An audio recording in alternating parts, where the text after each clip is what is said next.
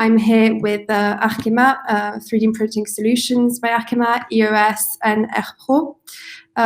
If we have a look at the agenda for today, as you know, we will be discussing mass production using additive manufacturing, and we'll start with the Arkema's 3D printing solutions and how it meets industrial demand. Welcome, Adrian. Can we hear you? Yes. Okay, perfect. Welcome. Hello, I'll hand it over to you in just a second. And then we'll also look at the EOS industrial printing solutions, and then finally a case study of the Chanel mascara brushes that were mass produced using AM by Erpro Group. And then, as always, we will allocate 10-15 minutes for a Q&A and to answer all your questions. So don't hesitate to send them in the chat, and then we will come back at the end of this webinar to answer those. So as I was saying, I'm here with 4 experts. Let's do a roundtable actually to each present ourselves and the companies. It will be easier. So I'll just ask Adrian to start, and then we will go one by one. So if you want to start, Adrian. Yeah.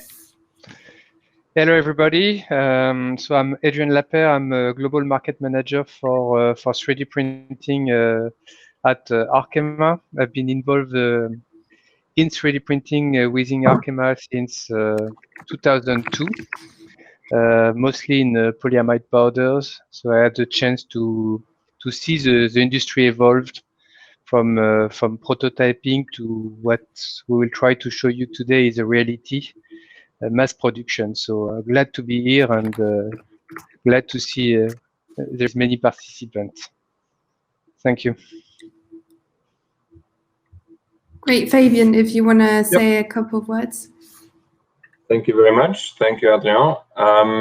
Great pleasure to speak today here in this webinar. My name is Fabian Kraus. I'm the Global Business Development Manager for Polymers at EOS. EOS is a global leader in the industrial additive manufacturing, and we constantly push the limits of the technology into serial manufacturing, enabling new applications. And we don't do that alone, but we're glad to do that with partners. And these partners are, for example, the company Erpro Group as well as Arkema. So I'm very glad to speak together with our colleagues today. Thank you. Great. And Cyril? Welcome, everybody. I'm very glad to be here with you. So my name is Cyril. I am the CEO of Erpro Group, and Erpro is a French leader for additive manufacturing. And hi, everyone. So also from Erpro Group, I'm Quentin Bertucci. I'm an engineer here in Erpro, R&D engineer, trying to get the machines to work. And I've been in charge of the Chanel mascara brush project development and industrialization. Great. Thank you all for joining us and for sharing more about this topic today with our attendees. Actually, let me kind of give some context to why we're talking about mass production in additive manufacturing before I hand it over to Adrian again. So as you know, additive manufacturing has historically been used to prototype because it's such a flexible technology, but also for jigs and fixtures. And there's a few reasons why AM has been for a long time deemed a prototyping or small series production technology compared to other traditional manufacturing, traditional methods of manufacturing. And it's true that a lot of manufacturers will talk about the cost, and that's a big challenge, is producing a part at the end of the day that is cost effective. And this technology has not always been considered to be able to compete with traditional manufacturing methods, especially when we're talking about large scale production. But in recent years, and if you follow the news around additive, it's true that in terms of maturity, there's a couple of studies that reveal that AM systems are now reliable enough for industrial scale production, and we've seen examples, and I'm sure our speakers will share many examples with you today.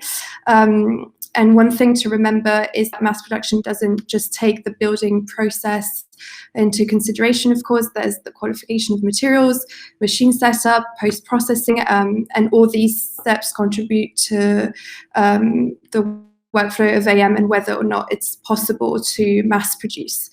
So in a way, it all starts with materials. So I'm going to hand it over to Adrian to tell you more about the promises and the challenges of additive manufacturing for mass production, starting with materials. Thank you.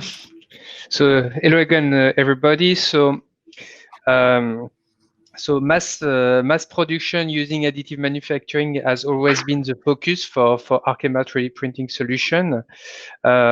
We never considered 3D printing really as just for prototyping, but we really considered the additive manufacturing as an alternative from traditional manufacturing method to allow mass customization, new design with lesser weight, lesser assembly, reduced inventory, local production. So really an alternative to traditional manufacturing. Obviously, everybody that participates in additive manufacturing knows that there is challenges, and there was a lot of challenges. Many has been solved, and there is still some challenges, such as cost, certification, post-processing, productivity, obviously. But through partnership and with our partner today, EOS and Erpro, we will show you that not only it's possible to use mass production, but mass production using additive manufacturing exists. And that's really the goal of the webinar today. So first, when you want to go with mass production, you need to select the right material and the right technology. At Arkema, Arkema 3D printing solution, we have many different materials that address all the different technology. And it's really key to find the right material that is fitting your application with the right formulation that is fitting your right application. The same way that you are doing it for traditional manufacturing, such as injection molding or CNC. But you also need to make sure that your material is fitting also the constraints of the additive manufacturing technology. So, for example, we have liquid resins for UV curing under the brand name Next 3 Dimension, where we can tailor the formulation specific to your application. We have also pellets that have been specially designed for FFF application, and a very wide range of powder for powder bed fusion that has been really designed to address the specificity of powder bed fusion technology, and especially laser sintering, to make sure that you can produce reliable and high productivity parts, and parts with high productivity. And our range goes from the standard PA12 that is used for prototyping to high temperature materials such as capstan, TPE, such as PBAX, but also, and we will discuss mainly about that today, a recent P11 that is today really the material that is most widely used for mass production. So obviously, when you talk about mass production, material first is important, but you need also to come with the whole ecosystem. And at 3D printing solution by Arkema, we consider the innovation in product, in material, but not only, but also in service. And also the expertise in end market application, so we can adjust our formulations to the requirement of the final applications. And all this to develop the ecosystem. Partnership is really, really key. Partnership along value chain is key. And I think the partnership between all three companies, EOS, Erpro, and Arkema, leading to the unique mascara Chanel application that Erpro will present to do, is a key example of what it takes and how partnership is important to be able to bring additive manufacturing to mass production.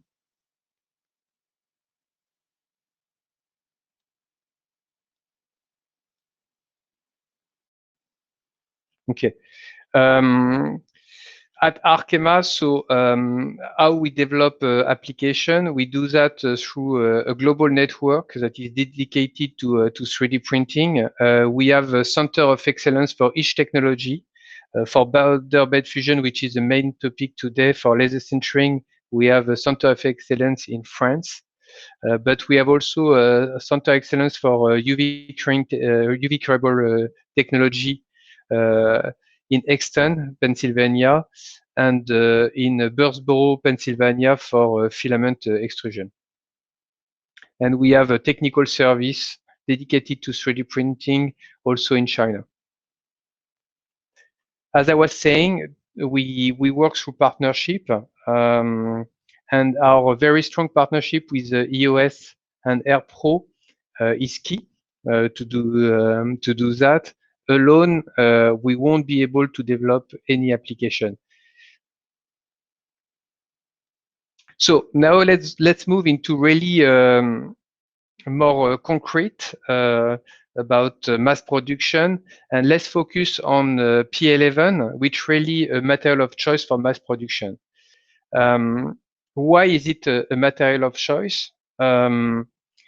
First, in terms of mechanical properties, it has superior elasticity and ductility compared to the standard material that is used today, which is critical when to allow you to have more freedom in the design of the part, and also to have constant quality in your production part. It has superior impact resistance, which is very important for a lot of application. What is very important also is the fact that you can process it very reliably in powder bed fusion processing. It's critical when you want to do millions of parts with the same performance. Certification such as USP Class 6 or Food Contact, it's also very, very important. And durability. And last but not least, I would say more important, when we talk about the future of production and when we talk about the future of manufacturing method, I think sustainability is a key criteria, because in the future, the industry will need sustainable technology and sustainable material.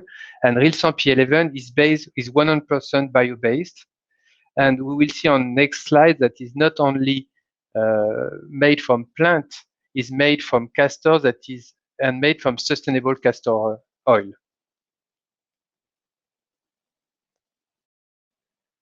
Okay, let's dig a little bit on how we manufacture Rilsan polyamide 11.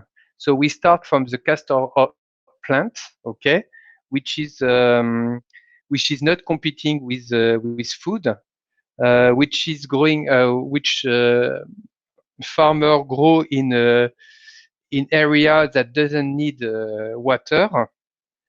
There is no GMO, no deforestation.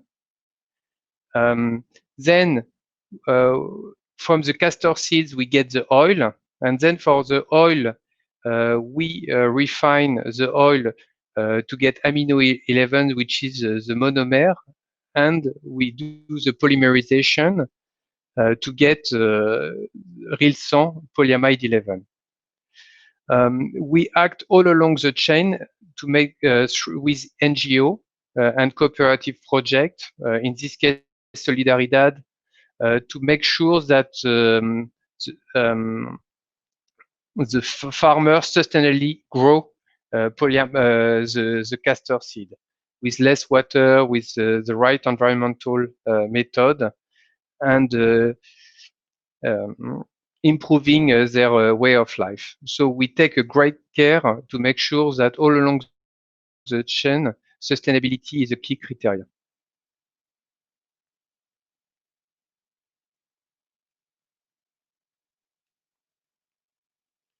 If we dig a little bit more in mechanical properties, this is comparing impact resistance of polyamide 11 versus polyamide 12.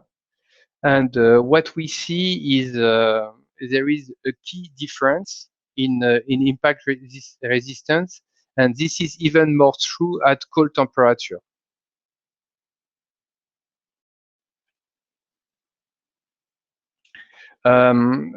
Here you can it's an experience. It shows the better elongation at break and ductility of polyamide 11 versus polyamide 12, and which is more important when you are talking about mass production, is the fact that this is true in all directions of the part, not only on X and Y.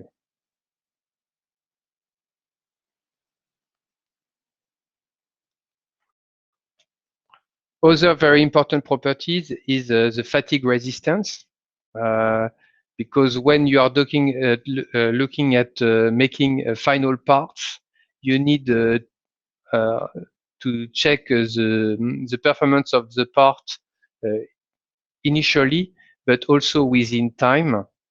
And you see that polyamide 11 made by additive manufacturing has 60% better fatigue resistance than polyamide 12. So now I hand over to EOS because material, for sure, selecting the right material from the beginning is critical, but selecting the right technology is also critical. And no one is better than EOS and their long-time experience to explain how technology is critical when you want to move in mass production.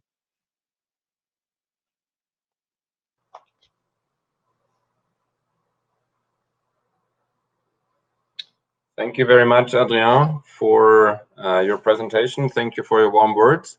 Yeah, I would like to talk about EOS and specifically about what it takes to take an application into serial manufacturing. And then we'll share a few examples of successful collaboration between Arkema and EOS of applications where we've gone the journey together, where we've managed to take an application with an end customer into serial production. And then I will hand over to Cyril to make the case around the collaboration and the spectacular application of the mascara brush. A few words about EOS. As mentioned, we are a global leader, market leader in plastics and metal 3D printing. It's about a 50-50 share in business. We've been in the industry for 30 years.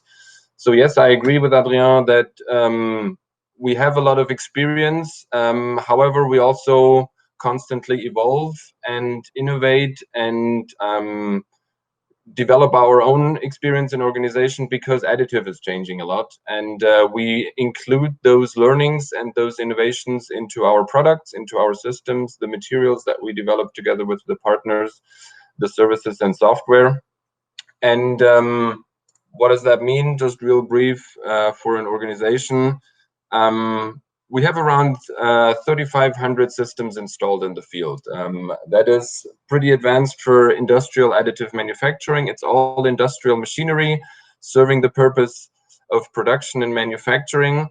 And almost 1,500 employees within the US constantly have the same vision of pushing additive further into manufacturing. We all share the same DNA of challenging the existing plastics manufacturing. And but we don't want to replace it. We believe we will complement conventional manufacturing where it makes sense, and we'll look into that in a little bit. Overall, that leads to around 360 million of revenue last year, and we serve it as a global company with the headquarters in Germany, close to Munich. I'm speaking today from North America, out of Austin in Texas, where I've been living for the past 2 years. Now, what does it take to take an application from R&D, from an idea through R&D into serial manufacturing? It needs the right material. It needs the right technology, processing technology, machinery. It needs the right design, and it needs the right parameters to tune everything together. So we very much believe in what we call solution engineering, combining these different elements into a coherent solution. That solution then needs to meet standards, needs to meet regulatories. And when we look at different regulatory frameworks, we're all very much aware of the ISO 9001, the, let's say, masterpiece of quality management. And AM processes can be validated and qualified against these established norms and ISO 9001, but also then industry-specific norms. If we're talking about medical applications, if we're talking about aviation, aerospace applications, or automotive applications, or other industries, they all have industry-specific regulations which additive needs to conform to and meet. We then also have some production-related standards, which are important once you scale up your manufacturing, and additive can meet those as well. Over time, as additive has established itself in the serial production environment, there's been a few additive-specific standards that came up. But the primary driver so far is still to make additive and the additive application meet those existing standards. We believe that is the key to successful manufacturing, and we've proven that in those applications that we show. Now, that's a lot of regulatory framework, that's a lot of paperwork, that is a lot of measures, framework structures, concepts that you need to have in place. And it is also an extensive value chain. It is not just about the building, the printing in the beginning, but it really all begins within a manufacturing in the very beginning when your material comes in, that you have an incoming inspection to assess and validate the quality of the powder. That's obviously in very close alignment with the material suppliers. Then how do you store your material? What's your environment, the warehousing, the powder handling, to make sure that your material stays in the right quality? Then once you prepare your job, you prepare your powder, you need to have the right mixing ratio, and that may vary from 100% reusability to 100% virgin material. It is very material dependent and is very dependent on the quality of the powder. In the end, it's all about a melt flow ratio and the specifics of the material to get the right mixing ratio in there. Then you set up your machine, you fill the powder in, you flood and heat, and then the actual building process can start, which takes in the data from your data preparation. Also there, you need to make sure that there's a consistent quality management in place, checking the quality of the CAD data, making sure that the parameters and the scanning strategy is in place, and that it's successfully exported to the machine. That all sounds very comprehensive, and you need to have all that in place. The good thing is technology and machinery guides you through that. Then you have the building process with a lot of sensors in the machine, tracking energy density, oxygen, flow speed, recoating thickness, and so on. So you have a full documentation of your building process, which then leads into the unpacking and cleaning of the material and the post-processing until you have your final product. Along all these individual steps, you will have your quality management control mechanisms, and you will have a full documentation and which leads to your full certification of that. And a thorough assessment of all these process steps ensures then qualified AM products. Now, a lot of companies do that already. I'm sure Cyril can talk about that and says, yes, we have that implemented. That's, let's say, the backbone of our industry. However, if there is companies who don't have this implemented already, we offer a service through our, We offer a service through our applied consulting engineering brand, Additive Minds, to guide you through these qualification steps. We can help you assess the key characteristics of your processes. We can create FMEAs and process FMEAs together. We can assign the right control methods and define the critical to quality characteristics in joint workshops. We can then do together machine capability analysis, CPK values, and so on, to define the right statistical process control, which in the end will create for you your individual process control plan. These mechanisms, that advanced quality management procedures, is something we can do together with you. That's something we can enable you in, so that in the end, your manufacturing, your production is based on a thorough quality management system. Where have we done that successfully already? And I will share a handful of examples. One is coming from the automotive interior. Automotive, as you can imagine, a highly regulated and quality controlled environment. Statistical process control is key and at the heart of automotive production. And in order to launch and commercialize functional parts for serious production, we had to go through that qualification, and we managed to go through that together with Arkema and with the customers. And it is now used in small series. Small series for automotive still means tens of thousands of parts. So it is a significant production in additive. And in this case, the customers, Ford and Mini, individualized their interior parts to get even more customer intimacy and a differentiation there. They've also digitized their supply chain, which now allows them to flexibly ramp up and down depending on customer demand. All this would have not been possible without the quality of the material. So the material of choice here, due to better impact properties in all directions, is the nylon 11 from Arkema.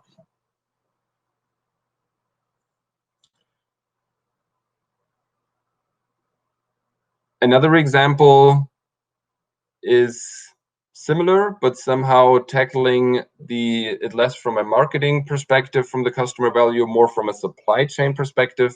It's about digitizing the spare parts business, not only in automotive, but also in buses, trucks, and other mobility and other industries.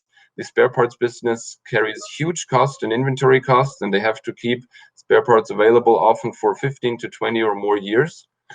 And together with the company Daimler and their bus segment, EvoBus, we have worked and identified more than 1,000 components within their portfolio where it makes economic sense to digitize them instead of keeping them physically on stock. That led to a significant reduction in working capital. However, again, the key criteria, the key bar was we need to deliver the same high quality, or we need to deliver to the same high quality requirements in terms of reliability and functionality. And then it needs to be more economic. Again, here the material of choice has been Arkema's Rosan Nylon 11 because of impact strength and also the capabilities to post-process it. You can see it in the images. It looks very much like the injection molded original. And that was the key of the project, or the goal of the project. Moving away from mobility, more into consumer products. This is an example of the company Hexar. A new bike helmet is commercially available. You can download the app from Hexar, scan your head, and then order a custom-fitted, safety-improved helmet. Custom-fitted because it goes straight from your scan to the part and adapts to your size and shape of your head. And it is safety improved because those individual honeycomb structures are really great at absorbing energy and taking it away from your head. And a nice side effect is actually that honeycomb structure also leads to increased ventilation.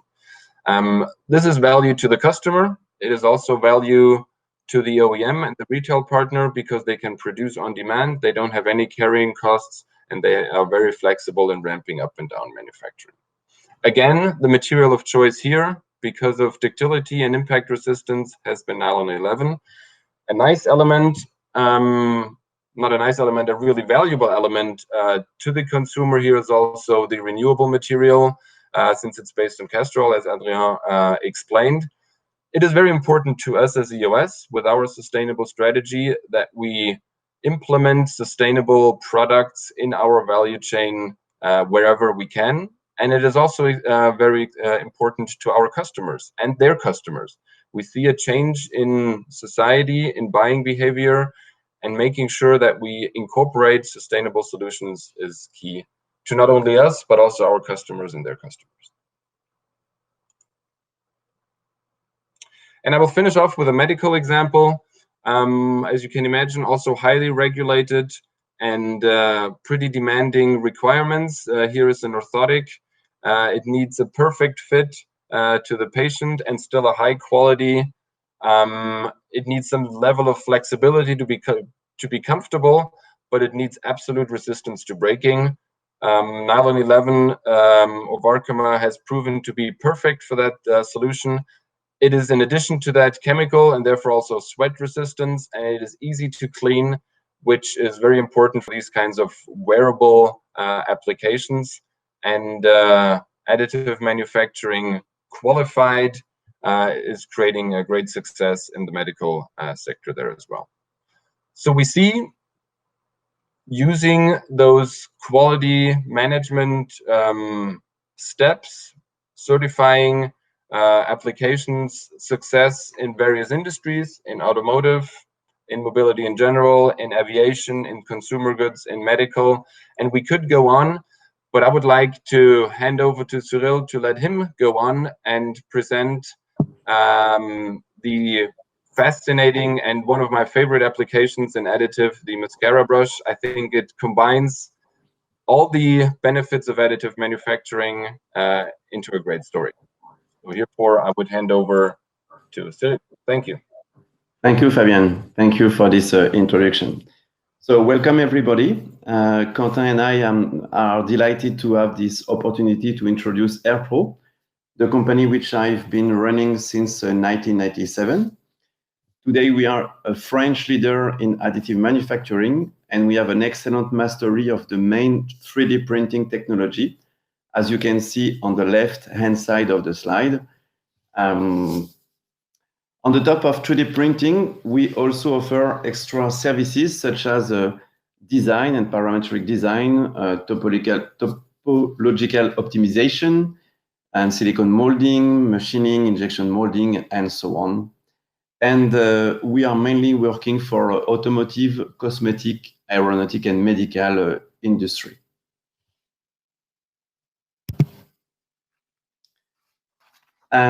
Today we have 5 sites of production with a French global footprint.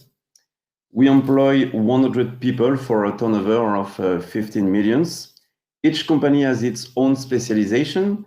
Erpro is in charge of rapid prototyping. Sprint does metal additive manufacturing, CNC machining, and injection molding. DPN offers services for highly technical injected parts, especially in automotive industry. And the 3D factory provides services in vacuum casting. And then Silinov is specialized in manufacturing of silicone parts. And the last one on the group is Erpro 3D Factory. Erpro 3D Factory was set up in 2017, and is a joint venture between Erpro and Chanel.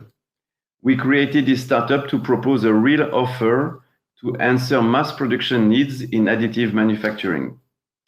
And just to give a very important figure, from October 2017 from February 2020, we have delivered more than 18 million parts thanks to a lot of EOS machine running 24/7.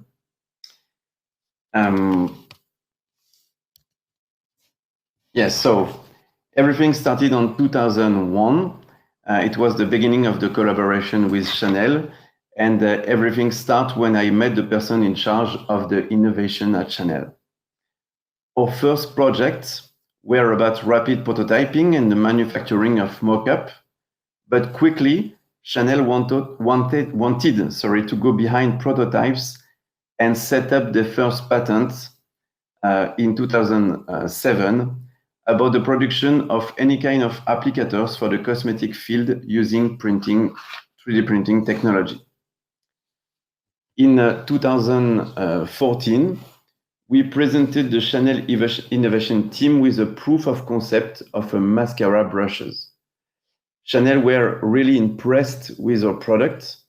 They were aware of the possibility to get fancy shape and complex functionality that it's possible to reach only with additive manufacturing. This is why they decided to sign an agreement for 2 years of research and development to disrupt the mascara brushes. After which, our results were so amazing, they suggested I created a startup. So, thank you.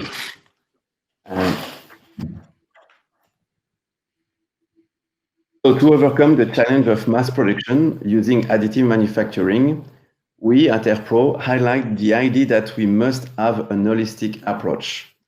That means we must manage the project from the design to the production, including the post-processing, the quality control, and so on.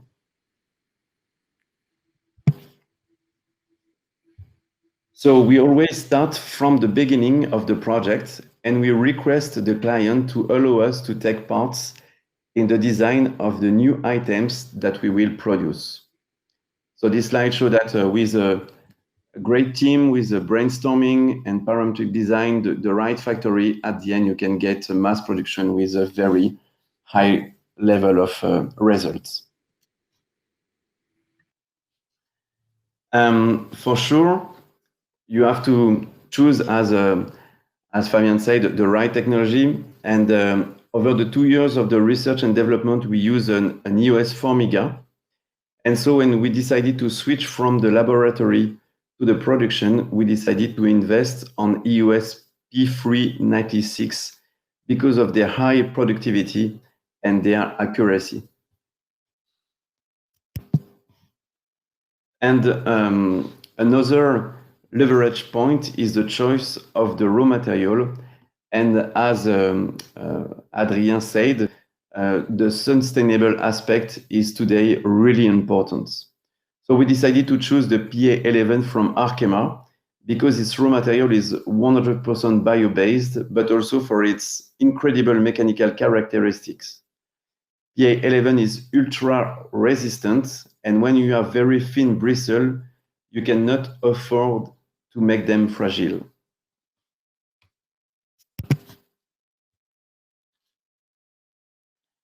So another important part of the success for mass production concerns the quality control. So we distinguish between 2 different kinds of defects. The first one, the deterministic defects, is the one which is easy to tackle. It concerns problem of design, problem of slicing, optimization error, and so on. And the second one, the stochastic defects, are trickier to solve because they can appear randomly.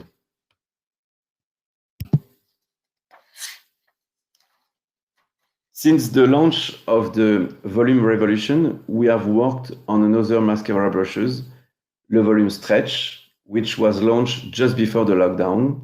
But we also developed a new concept of personalization for the makeup of the eyes, again, for Chanel. And as you can imagine, it's just the beginning.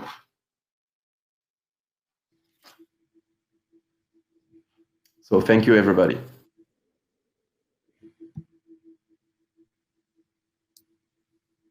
Thank you, Cyril. That was really interesting, and the video was very nice and really showcased what we can do with mass production in additive. We have around 10 minutes. Let's answer some questions. thank you all for contributing and sharing your slides and expertise on this subject. I'm going to actually have a first question on the whole sustainability aspect, because this is something you brought up that Arkema is working on, and it's something that seems very important. So if you could let me explain a little bit more why sustainability is so important, and especially in mass production. Yeah, you know. Oh, okay, Adrien. Yes. I mean, Cyril, you can definitely answer. No, I mean, our vision is here. I mean, when we are talking about additive manufacturing and mass production, for sure, we are talking about the future. I mean, we are talking about the present, yes, but we are talking about also many more applications to come. And so if you look at what are today the sustainability goal of most of the consumer goods company, but also automotive and everything, I think all companies want to minimize their footprint, want to increase their sustainability. So if you launch a project today with additive manufacturing, definitely what you want is to match your goal in terms of sustainability. So you don't want to start with the oil-based material. I can quote Cyril on this one, but I mean, if you want to design the car of the future, do you want to start with a diesel engine? Not sure. So for me, it's the same thing. If you want to start design a new product mass produced by an additive manufacturing, you need to start with the sustainable material. Siggy, do you want to add something to? I fully agree with Adrien. And yes, for sure, when we decided to launch this product with Chanel, we really think about the raw material that we have to use. And one of the key points and the reason why we choose PA11, it was because of the sustainability. And I think it's very important, the choice of the material. And you know, we talk about a lot about plastic bashing, and PA11 is really the answer against the plastic bashing, from my point of view. And if I may add to that, for those of you who had the chance to attend also maybe last year's K-Fair, I think it's been clear that it's a dominant aspect in the industry. How can the plastic manufacturing industry become more sustainable? And it's a key driver for everybody who's involved in the industry. And starting with a sustainable material is the beginning. And then the benefit of additive manufacturing is that it's a practically waste-free technology. So you can reuse your material and you only produce what you need. And then you can a lot more easy also localize your manufacturing, since it's highly automated, which means you can also become more sustainable, more environmentally friendly, but also more sustainably in terms of a business sense along your supply chain. So there's various aspects along the supply chain where additive manufacturing creates a sustainable impact. It all starts with material and then it carries on through the life cycle. And no, maybe just to add. Yeah, go ahead. No, sorry. No, I'll let you finish. Sorry. No, I just wanted to add one thing. Fabien's point is very good. Is when we are talking about sustainability, you need to go from the material to the full process, and to basically to estimate the footprint. So for Arkema, we make a material that is made from plant, which is bio-based, which is a very good start in terms of LCA, of life cycle analysis. Then we look at the sustainability of how the farmer grow the castor plant, which is also critical here. But then you need to look at the full process and also the recyclability, which is key of the parts. I mean, working with thermoplastic, you can recycle the part, which is also very key in the process. So you need to look at the full supply chain and to work toward the sustainability of the full supply chain. And talking about supply chain, and we know there's different steps to actually create a part. I mean, we were talking about this with the EOS, the different processes during the additive manufacturing production. So if for manufacturers or for people who are looking to make some parts, what is the biggest struggle today? If you had to maybe summarize what is the main hurdle and the main limitation to production using AM, especially for series production, each one of you, which one would it be? I mean, it makes no sense to hierarchize, but it's true that it's interesting to understand where manufacturers are limited with this technology. Maybe we can let Quentin to give his point of view, his opinion. Okay, so yeah, I often work kind of as an application engineer with the final client, trying to accompany them in their process of having their parts made in additive manufacturing.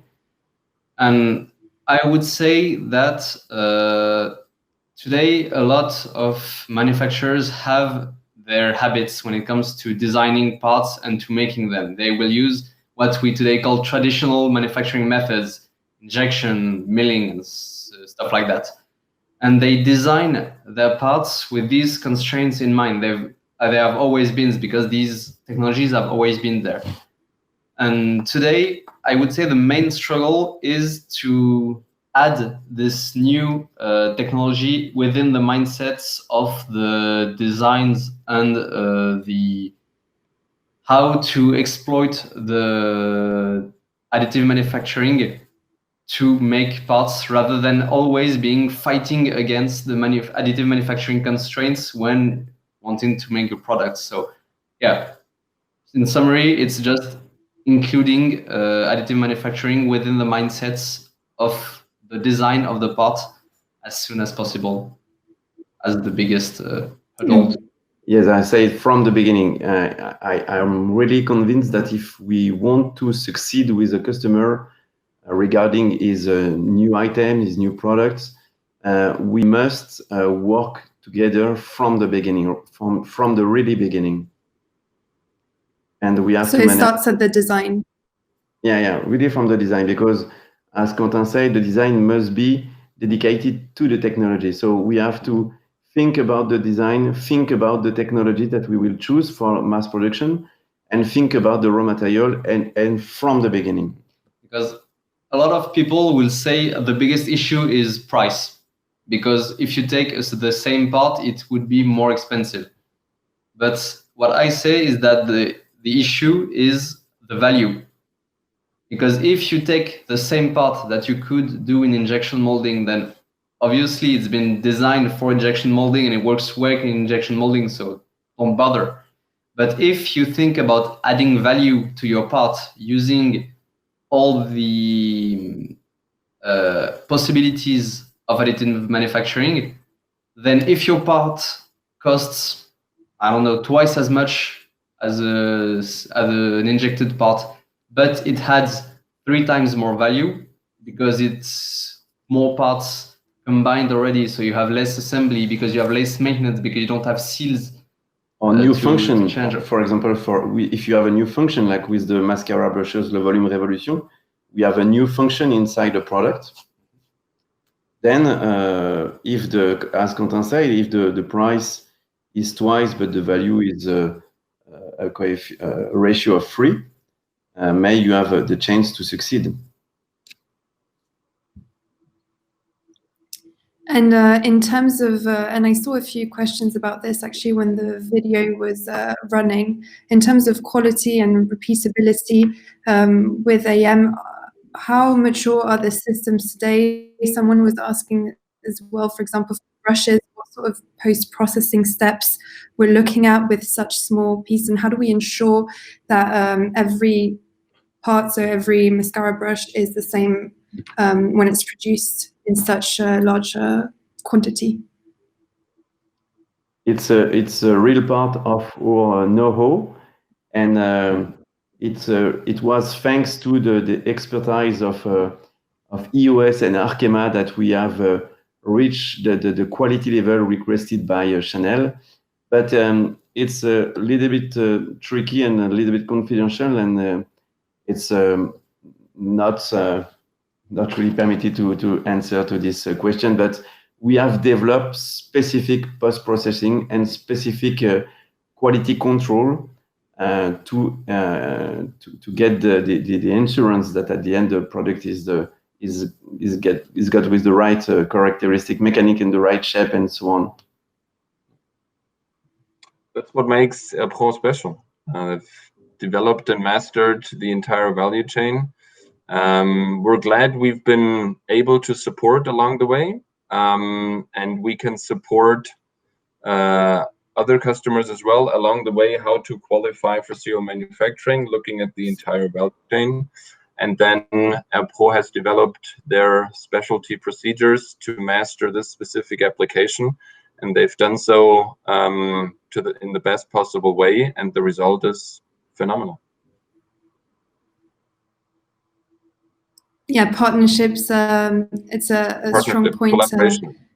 And maybe to add to this, I mean, all the quality controls that Erpro put in place also brings to us additional constraints and specifications we have to put in place on the material to meet the specific requirement of Erpro and of Chanel, which so we support it as well. But I think it's very important, and all is starting from the quality controls that Erpro put in place to control the production that drill down on EOS and Arkema, and we adapt ourselves to meet the requirement, the specific requirement of the application. And in terms of requirements and standards, industry standards for AM, what are your thoughts on this? We've seen a few developments within the standards. It's true that some have come up. So could you give us a bit more context to this? Yeah, I think it's a two-way dynamic, and I think the main driver is actually additive manufacturing, which used to be a technology for itself in prototyping, and in the past has merged and adapted itself to standard manufacturing. So additive manufacturing has moved towards standard manufacturing, meeting existing requirements and meeting those specifications, increasing the level of maturity and reliability. At the same time, since it is still a different application, some new norms have been added, which are specific to additive manufacturing. But I would say 70 to 80% of the trend has been additive, meeting existing applications, and only a little bit of new regulatories came in addition to that. And one example for a special one is, in order to make a helmet, you need to be safe. So there is a safety standard which you need to meet. Now, typically, you would qualify a standard helmet, and then you sell thousands of these. Now, if you're making a one-off, the regulatory body says, theoretically, I would have to qualify each individual helmet. And then there's new ways to qualify individual products, which means this is something where 80% of the way is standard and 20% is additive specific.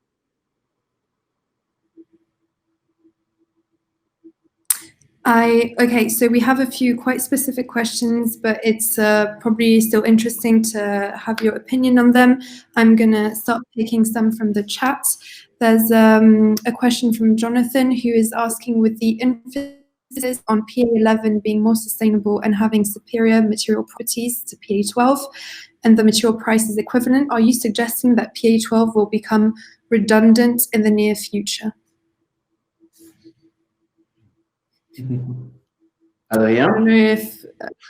I mean, we offer both PA11 and PA12 on our side. PA12 have been one of the reference for the prototyping industry. So it's difficult to say that one material will take it all, but for sure, I think for mass production and for, I think P11, because of the mechanical property, but more important because of the superior sustainability, is the material of choice when you are talking of mass production. Then I think it's a customer choice, and for sure there is some habits that are difficult to fight against, I would say. Great. And then we also have another question. So from what we've seen so far, we are mainly looking at relatively small parts. How would it potentially look like when we're talking about bigger and volume parts? Also, what about parts made designed for high temperature applications? So first of all, for bigger parts, what does mass production look like? Does it look like any different? So it's always a cost value assessment, and what value do you create by additive, by making the product better, more lightweight, reducing supply chain cost, and so on, and what cost are you willing to possibly pay extra instead of an injection molding part, and also what volume do you need it in. In general, I would say up to, let's say, a soccer ball size, it makes sense. Anything bigger, it will be very tough due to material costs. It will be very tough, and the economics of the technology will be very tough to compete with conventional manufacturing if you go into a certain volume. The low volume still, since you're cutting all the tooling cost out. So it's always a cost value assessment. There is applications out there which are big. The applications in automotive and mobility that I've presented are around this size, so it is economic for them, otherwise they wouldn't do it. And also in terms of high temperature materials, yes, as long as it's a thermoplastic and as long as it, let's say, is processable. I let Adrien talk about the portfolio of Arkema and high temp materials, but there's very interesting materials there. Agreed.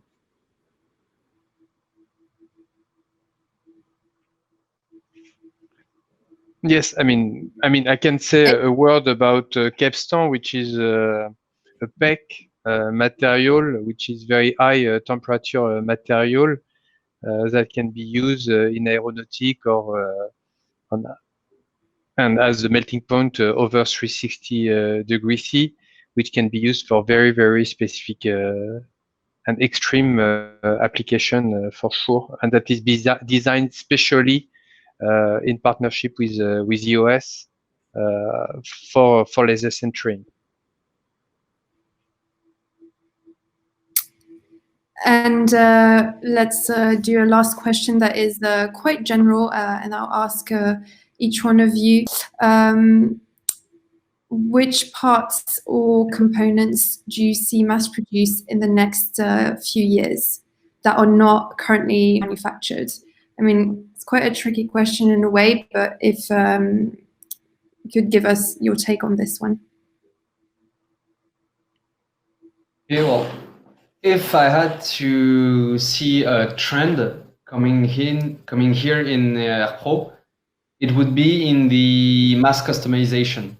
You know, more and more we are seeing here production opportunities of very customized equipment. So when you talk about mass customization, you obviously think about body interaction. Like we have the MyFit custom earbuds that we produce with the carbon technology. We have the XFit shoe soles that are produced as well. So more and more parts that are scanned of body parts of patients, of users, just end users, that are transformed into mass productions. So this is tricky for a lot of reasons, because you have variability in design shape, so you have to adapt it with your technology. It can be a challenge even for additive manufacturing. And you have the logistics of it, because you have to be able to track every individual part and send it to the correct person. So it gets tricky with large volumes. But yeah, as I see it, mass customization. Great, mass customization it is. Adrian or Fabian, do you have something to add?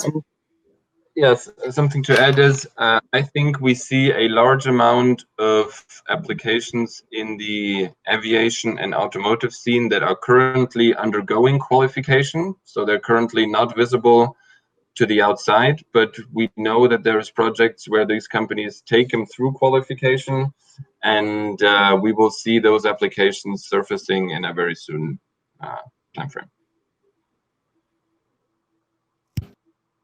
Great. Yeah, we definitely see a key trend in mass customization for sure. We see the same thing. Spare parts is becoming a big topic. I mean, also digital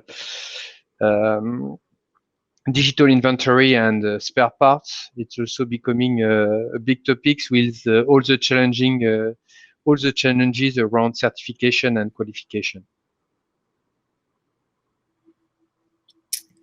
Okay, and well, I think we're going to wrap it up here because it's 5:08. I'm going to thank our speakers. It was very interesting, and again, there are a few quite very specific questions. So I will put you in touch directly with our experts so that you can always ask them directly. And actually, this webinar is going to be available on 3D Natives, the replay, so you will be able to access this information again, so there's no issue there. So thank you to the four of you for participating today, and I don't know if you have anything else to add before we go. Thank you very much Thank for you. hosting. Yeah. Thank you very much for your patience and great conversation to our colleagues. Thank you.